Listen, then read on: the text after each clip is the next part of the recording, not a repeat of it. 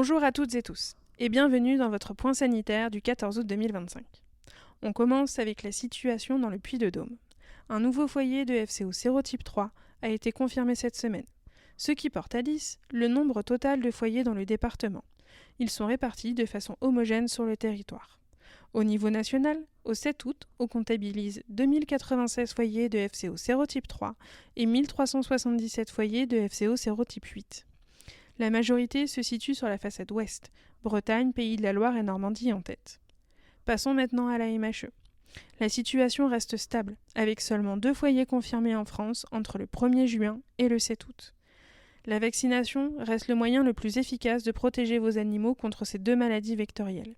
C'est une mesure préventive essentielle pour éviter des pertes sanitaires lourdes. Agir maintenant, c'est assurer la santé des troupeaux pour les mois à venir.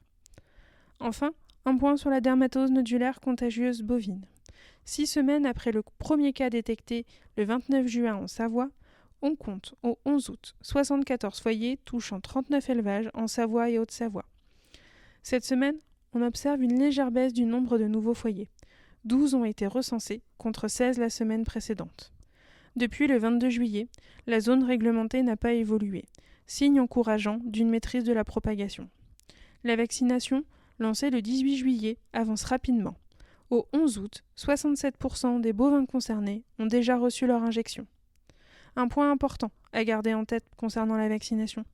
Même après l'injection, un cheptel peut encore être déclaré foyer pendant plusieurs semaines. Pourquoi ? Parce que la protection vaccinale ne s'installe pas immédiatement.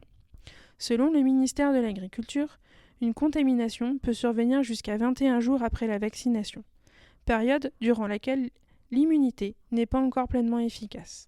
Et les symptômes, eux, peuvent apparaître jusqu'à 4 semaines après l'infection. Ainsi, il est possible que de nouveaux foyers soient détectés dans les semaines qui suivent la vaccination. Mais attention, cela ne signifie pas que le vaccin ne fonctionne pas.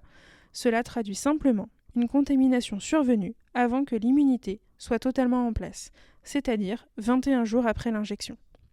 Merci pour votre écoute, prenez soin de votre élevage et on se retrouve très bientôt pour un nouveau point sanitaire.